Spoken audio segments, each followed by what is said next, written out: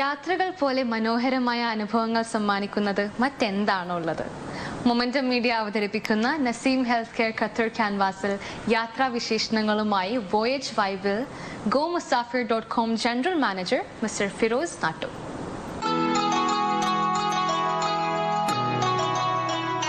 നേരത്തെ പറഞ്ഞപ്പോൾ ഇനി അങ്ങോട്ട് യാത്രയുടെ ഒരു സമയമാണ് എന്ന് പറഞ്ഞു കഴിഞ്ഞാൽ ഒരുപാട് നാട്ടിലേക്ക് പോകുന്ന ആളുകൾ, പ്രവാസികളാണെങ്കിൽ അല്ലെങ്കിൽ നാട്ടിലുള്ള ആളുകൾക്കൊക്കെ ഇപ്പം ഒരു യാത്ര പ്ലാൻ ചെയ്യേണ്ട അല്ലെങ്കിൽ യാത്രക്ക് തയ്യാറെടുക്കുന്ന ആളുകളാണ്. പലതരത്തിലുള്ള അഡ്വർടൈസ്മെൻറ്റുകൾ വരുന്നു. സോഷ്യൽ മീഡിയ തുറന്നു കഴിഞ്ഞാൽ കാണുന്നു പാക്കേജുകളായിക്കോട്ടെ, ഇൻഡിവിജ്വൽ ആയിക്കോട്ടെ, ഇനി ഒരു പ്ലാനിങ്ങും ഇല്ലാത്ത ഗ്രൂപ്പുകളുണ്ട്.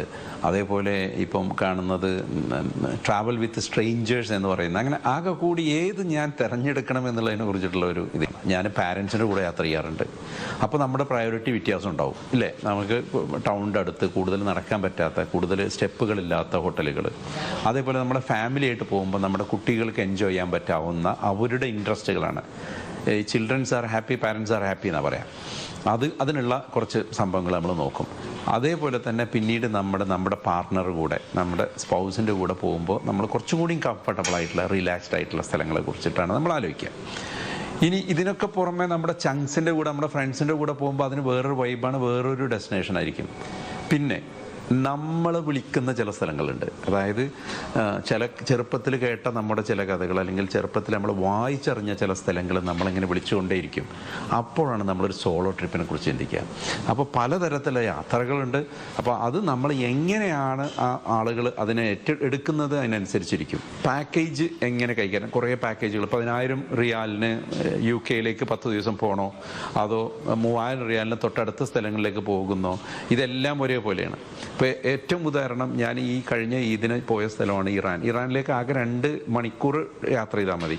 അവിടുന്ന് 30 മിനിറ്റ്, ഈ ടെഹ്റാനിൽ നിന്ന് 30 മിനിറ്റ് കാറിൽ പോയി കഴിഞ്ഞാൽ നിങ്ങൾ സ്നോ മൗണ്ടനിലെത്തി.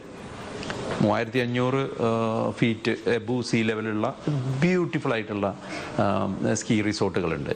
പക്ഷേ നമ്മൾ സ്കീ കിട്ടാൻ വേണ്ടി നമ്മൾ സ്വിറ്റ്സർലാൻഡിൽ പോകുന്നു, 7 മണിക്കൂർ 8 മണിക്കൂർ, അതേപോലെ ജോർജിയയിലേക്ക്. അപ്പോൾ അത്രയും ഇല്ലാത്ത സ്ഥലങ്ങളുണ്ട്. അപ്പോൾ നമ്മൾ എന്താ കാണേണ്ടത് വെച്ച് കഴിഞ്ഞാൽ നമ്മളെ ബജറ്റ് ഒന്ന്, എൻ്റെ അടുത്ത് എത്ര രൂപ ബജറ്റ് ഉണ്ട്, ആ ബജറ്റിൽ ഒതുങ്ങിയിട്ട് എനിക്ക് പോകാൻ പറ്റുന്ന, അല്ലാതെ ആരെങ്കിലും പോയിട്ട് അവിടെ പോവുക എന്നുള്ളതിനപ്പുറം നമ്മളെങ്ങനെ നമ്മളുടെ കയ്യിലുള്ള കാശ് കൊണ്ട് എത്രയും മനോഹരമായിട്ട് നമുക്ക് ഇഷ്ടമുള്ളൊരു സ്ഥലത്തേക്ക് പോകാം. പാക്കേജ് കാണുന്നു, 10,000 രൂപയ്ക്ക് നിങ്ങൾക്ക് UK. ഈ പാക്കേജ് ഉണ്ടാക്കുന്ന ഒരു വ്യക്തി എന്ന് പറഞ്ഞു കഴിഞ്ഞാൽ അയാളുടെ താല്പര്യങ്ങളാണ് അവിടെ കംപ്ലീറ്റ് വെക്കുന്നത്. അയാൾ ആഗ്രഹിക്കുന്നു മ്യൂസിയത്തിൽ പോകണ്ടേ, അയാൾ ആഗ്രഹിക്കുന്നു പാർക്കിൽ പോകണ്ടേ.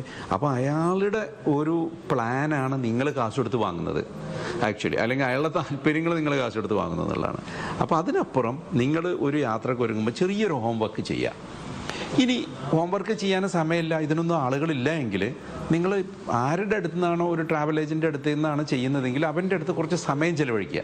ഈ വാട്സാപ്പിലൂടെയോ ഫേസ്ബുക്കിലൂടെയോ കാണുന്ന പാക്കേജിലേക്ക് പോവാതെ, കാരണം അങ്ങനെ വരുമ്പോൾ യഥാർത്ഥത്തിൽ നിങ്ങൾ കൊടുക്കുന്ന കാശിനുള്ള മൂല്യം നിങ്ങൾക്ക് തിരിച്ചു വരണമെന്നില്ല. ഇപ്പോൾ കുറച്ചും കൂടി നമുക്ക് ചിലവ് കുറച്ച് നമുക്ക് യാത്ര ചെയ്യാൻ താല്പര്യമുള്ളവരാണ്, കുറച്ചുകൂടി അഡ്വഞ്ചറസ് മെൻറ്റാലിറ്റി ഉള്ള ഒരാളാണെങ്കിൽ ഞാൻ പറയുന്നത് നിങ്ങൾ കൂടുതൽ കംപ്ലീറ്റ് പാക്കേജ് എടുക്കണതിൽ, ഈ പാക്കേജിൽ കുറേ ഗുണങ്ങളുണ്ട് കേട്ടോ. പാക്കേജിലൊരു ഗുണം എന്ന് പറയുന്നത്, ഒന്ന്, ഈ ഫ്ലൈറ്റുകൾ ഇവർ ഗ്രൂപ്പായിട്ട് എടുക്കുമ്പം ഫ്ലൈറ്റിൻ്റെ കോസ്റ്റിലൊരു 30 to 40% കുറവുണ്ടാവും. അപ്പോൾ ചില ഏജൻസിനോട് പറയാം, നിങ്ങളുടെ പാക്കേജിൻ്റെ ഫ്ലൈറ്റ് മാത്രം എനിക്ക് തരിക, ബാക്കിയുള്ളത് ഞാൻ സ്വയം ചെയ്യാം എന്ന് പറയാം. അത് നിങ്ങൾക്ക് അതിന് മാത്രം ആവില്ലെങ്കിൽ ആരെങ്കിലും സപ്പോർട്ട് ഉണ്ടെങ്കിൽ. ഇപ്പോൾ ഒരു കോസ്റ്റ് കുറയുന്ന ചില ഫാക്റ്റ് എവിടെ അറിയോ? ട്രാൻസ്പോർട്ടേഷൻ. നമ്മൾ ഒരു മിനി വാൻ എടുക്കുകയാണെങ്കിൽ അതിൽ 15 പേരുണ്ടെങ്കിലും നമ്മുടെ കോസ്റ്റ് കംപ്ലീറ്റ് അതിനകത്ത് കുറഞ്ഞു. മനസ്സിലായില്ലേ? നേരെ മറിച്ച് ഞാൻ ഒറ്റയ്ക്ക് പോവുകയാണെങ്കിൽ എൻ്റെ ഇത് മാറും. പക്ഷേ ചില ആളുകൾ എന്ത് ചെയ്യുന്നു അറിയോ? ഈ പോക്കെല്ലാം പൊതുവേ ചില മെട്രോപൊളിറ്റൻ സിറ്റീസിൽ എല്ലാ തരത്തിലുള്ള സൗകര്യങ്ങളും പിന്നെ ഉണ്ട്, ട്രാൻസ്പോർട്ടേഷൻ സിസ്റ്റം ഉണ്ട്. ഇപ്പോൾ എയർപോർട്ടിൽ നിന്ന്, ഇപ്പോൾ സൂറിക്ക് എയർപോർട്ട് ഫോർ എക്സാമ്പിൾ, സൂറിക്ക് എയർപോർട്ടിൽ നിന്ന് തന്നെയാണ് അവിടുത്തെ മെട്രോ സ്റ്റേഷൻ തുടങ്ങുന്നത്. ഇപ്പോൾ നമ്മളെ ഖത്തറിലെ ദോഹയിലെ മെട്രോ പറയുന്ന പോലെ. അപ്പോൾ അങ്ങനെയുള്ള കുറേ സാധനമുണ്ട്. പക്ഷേ അത് കുറച്ച് സമയമെടുക്കും. നമ്മൾ ഈ 3 ദിവസത്തിന് പോകുമ്പോൾ ഈ പറഞ്ഞ പബ്ലിക് ട്രാൻസ്പോർട്ടേഷനൊക്കെ എടുത്ത് നമ്മൾ ഹോട്ടലിലേക്ക് എത്തുമ്പോഴേക്കും വൈകുന്നേരം ആവും. അപ്പോൾ അങ്ങനെയല്ല, നിങ്ങൾ കുറച്ച് റിലാക്സ്ഡ് ആയിട്ടുള്ള ട്രിപ്പുകളാണെങ്കിൽ ഞാൻ പറയാം, നിങ്ങൾ അവിടുത്തെ ഗതാഗത സംവിധാനങ്ങൾ ഉപയോഗിച്ച് പോകുമ്പോൾ നിങ്ങൾ അവരുടെ ഒരാളായിട്ട് മാറും.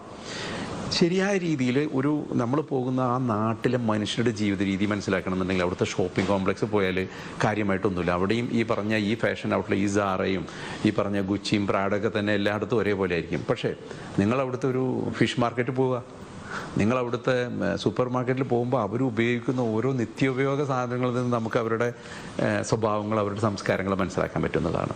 അപ്പോൾ അത് നമ്മൾ അതിനനുസരിച്ച് സമയവും അതിൻ്റെ മൈൻഡ് സെറ്റും വേണം.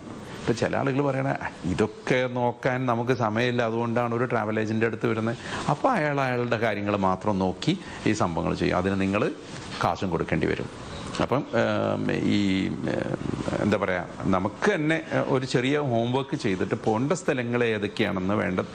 V are very lucky age. നമുക്ക് സിസ്റ്റത്തിൽ കമ്പ്യൂട്ടറിൽ നോക്കിക്കഴിഞ്ഞാൽ എല്ലാ സംഭവങ്ങളും കിട്ടും. വെർച്വലി ട്രാവൽ ചെയ്യാൻ പറ്റും നമുക്ക്.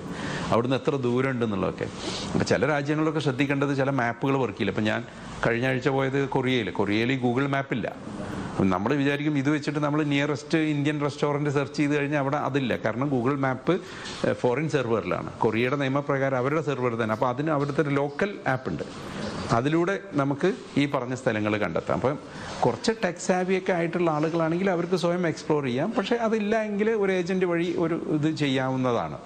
ഈ സമ്മർ വെക്കേഷനിൽ നമ്മൾ നാട്ടിലേക്ക് പോകുന്ന ആളുകളുണ്ടെങ്കിൽ നമ്മൾ പ്ലാൻ ചെയ്യുന്ന രണ്ട് രീതിയിലാണ്. നമ്മുടെ നാട്ടിലേക്കുള്ള ടിക്കറ്റിൻ്റെ കോസ്റ്റൊക്കെ വലിയ നിലയിലാവുമ്പോൾ ഒരു പക്ഷേ നമുക്ക് ചിന്തിക്കാൻ തൊട്ടടുത്ത രാജ്യങ്ങളിലേക്ക് പോവുക, അവിടേക്ക് വില കുറവായിരിക്കും. അവിടുന്ന് പിന്നീട് നമുക്ക് വേറൊരു ഫ്ലൈറ്റ് എടുത്ത് പോയി ഈ ബഡ്ജറ്റിൽ തന്നെ നമുക്കൊരു ഹോളിഡേ കൂടി ഇൻക്ലൂഡ് ചെയ്യാൻ പറ്റുന്ന തരത്തിലേക്ക് നമുക്ക് പ്ലാൻ ചെയ്യാൻ പറ്റും. പ്രവാസികളുടെ ട്രിപ്പിന് എടുത്ത് നോക്കുകയാണെങ്കിൽ. അല്ല നാട്ടിൽ നിന്നാണ് നിങ്ങൾ ചെയ്യുന്നതെങ്കിൽ അത് വളരെ വ്യക്തമായിട്ട് പ്ലാൻ ചെയ്യാം. പിന്നെ ഒരു കാര്യം എന്താ വെച്ച് കഴിഞ്ഞാൽ, നമ്മളൊരു യാത്ര പ്ലാൻ ചെയ്യുമ്പോൾ അതിലൊരു 4-5 പേരുണ്ടെങ്കിൽ, ഒരു 10 പേരുണ്ടെങ്കിൽ അതിലെല്ലാത്തരം ആളുകളുണ്ടാവും. ഒരാൾ അതിലൊരു ക്യാമറാമാൻ ആയിരിക്കും, ഒരാൾ അതിൽ ഫൈനാൻസ് മാനേജ് ചെയ്യുന്ന ആളായിരിക്കും ഓട്ടോമാറ്റിക്കലി. കാരണം നമ്മളുടെ ആ ഗ്രൂപ്പിൽ ആ സ്കില്ലുണ്ടാവും. ഒരാൾ പ്രൊക്യൂർമെൻറ്റ്, ഒരാളായിരിക്കും ബുക്ക് ചെയ്യുന്ന കാര്യങ്ങൾ മുഴുവൻ ചെയ്യുക. അത് ആരും പറഞ്ഞു കൊടുക്കണ്ട. പ്രത്യേകിച്ച് നമ്മുടെ ആളുകൾക്ക് ആ കഴിവുണ്ട്. അതുകൊണ്ട് ആകെ വേണ്ടത് പണമോ മറ്റതൊന്നുമല്ല എനിക്ക് തോന്നുന്നത്. യാത്ര ചെയ്യാനുള്ളൊരു മനസ്സുണ്ടാവുക. അതേപോലെ തന്നെ വഴി ഏതാണെന്ന് ചോദിച്ചാൽ നമ്മളങ്ങനെ പോവുക, യാത്ര ചെയ്ത് നടന്നു പോകുമ്പോൾ വഴികളൊക്കെ തനിയെ അങ്ങോട്ട് വന്നോളും. Momentum Media proudly presents Naseem Healthcare Qatar Canvas. Naseem Healthcare, the destination care. Powered by Riyadh Medical Center in association with Isuzu Qatar and Christian